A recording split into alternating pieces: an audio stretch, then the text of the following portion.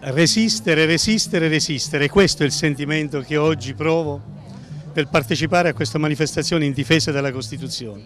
Oggi come allora sento che c'è chi vuole violentare la Costituzione, violentare lo Stato di diritto per adattarla alle proprie esigenze. Lo abbiamo già sperimentato nel periodo immediatamente precedente all'avvento di Mussolini.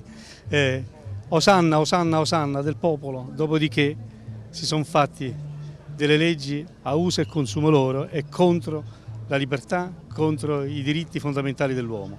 Oggi più che mai, invece di giocare a modificare la Costituzione, attuiamola, a cominciare dal primo articolo, che è una Repubblica fondata sul lavoro, sulle libertà e anche sui doveri, il dovere della solidarietà, il dovere delle pari opportunità, il dovere per cui ognuno deve pagare le tasse secondo ciò che può fare, non frodandole e poi pretendendo l'impunità, capisci a me?